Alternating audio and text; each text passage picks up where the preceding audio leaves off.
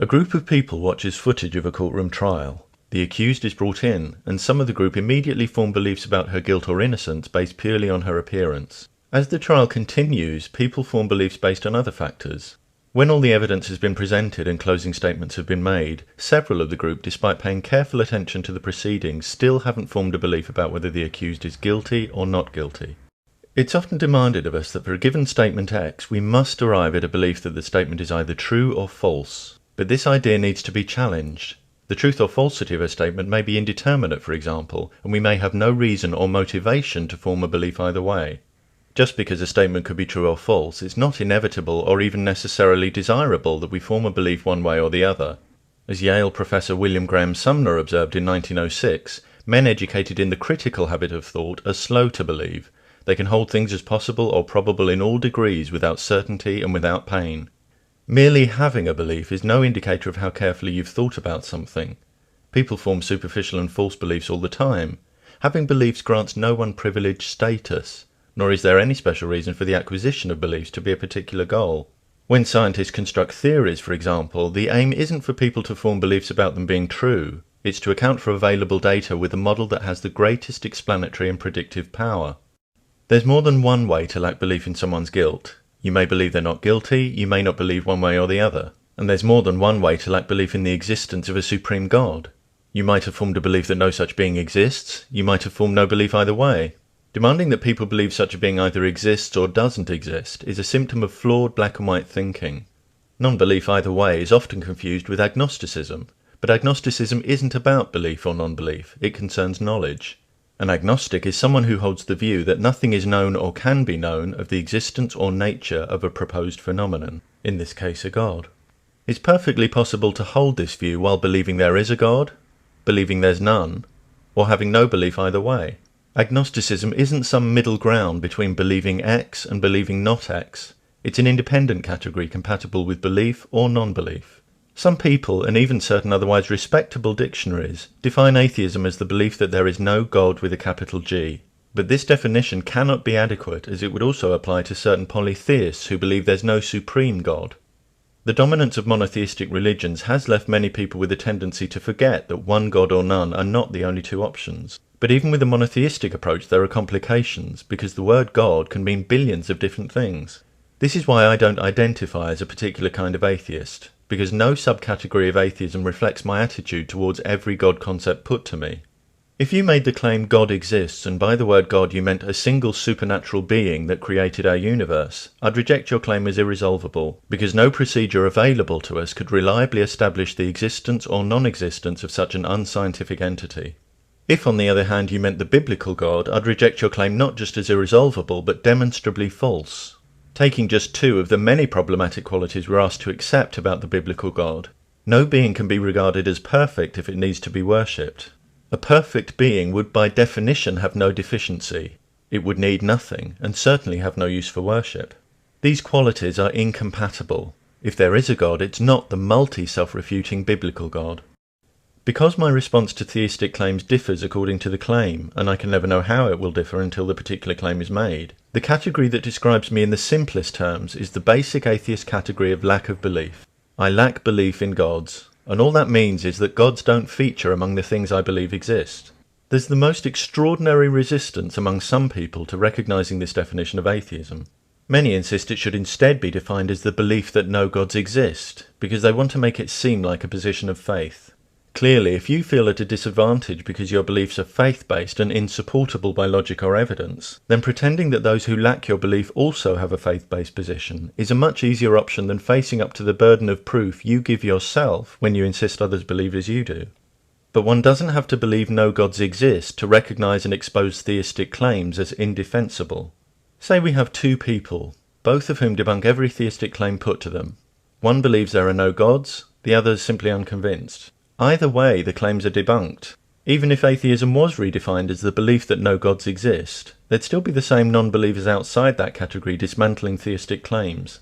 Defenders of theism who fixate on strong atheists are either misidentifying or trying to distract attention from their real problem, that their claims have no valid foundation and consistently collapse under critical scrutiny. Some have complained atheism can't be a lack of belief in gods, or we'd have to class rocks and dogs as atheists. Rocks and dogs? Really? It's a measure of the loss of perspective that happens around the subject of atheism that statements as puerile as these are made. If you had a big family celebration and I said, look around and tell me which ones aren't married, would you need me to specify that I was talking about people in order to stop you listing items of furniture and family pets? Those who can't approach discussion with a basic level of intelligence and maturity shouldn't expect to be taken seriously. Besides, the suffix ist is used and understood to denote a personal noun. That said, while there's no point applying the term atheist to things that lack the cognitive capacity to grasp the ideas involved, it can be useful to remember that none of us start life with a belief in any gods. A lack of belief in gods is the default position. That's not to say the default position is always preferable. After all, the default position is a complete lack of coherent understanding of our universe. But it is a reminder that in the marketplace of ideas, when you want to move people away from their default lack of belief towards your belief, it's you, not they, who has to provide justification.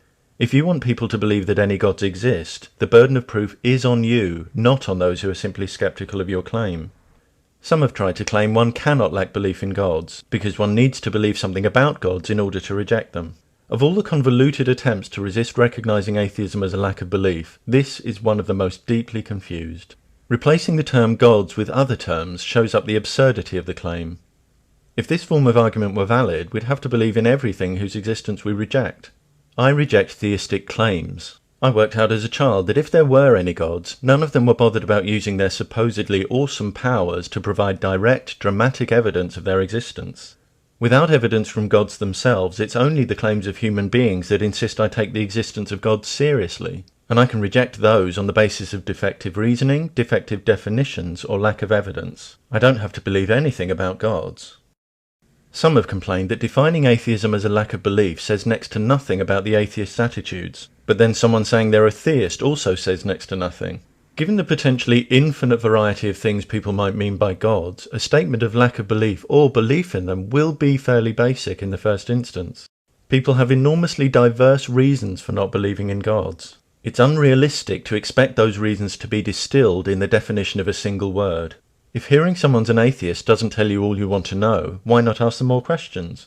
Of course, not every atheist will find another conversation about gods a worthwhile use of their time, especially if you're not the first to bring up the subject that day.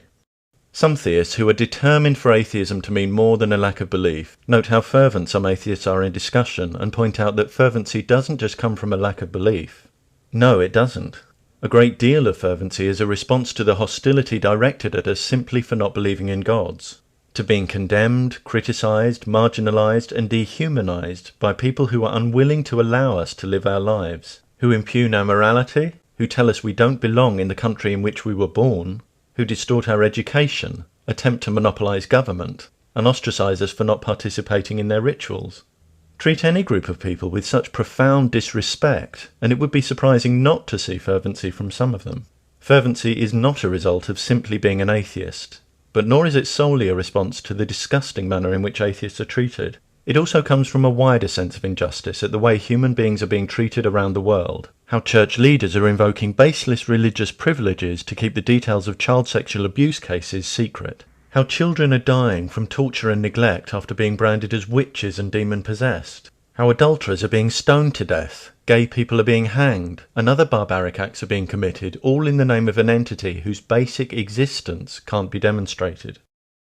If we were all to witness an ancient scene of human sacrifices being carried out to appease a sun god, which of us would not see the dangerous ignorance in that bloody reasoning? It is grimly surreal to me as an atheist to find myself on a planet where so much wisdom is available, but on which people are still killing people in the name of gods. As an atheist, I'm free to see that when human beings behave abusively, they cannot justify their abuse by claiming it's what any god wants. They are accountable for their choices.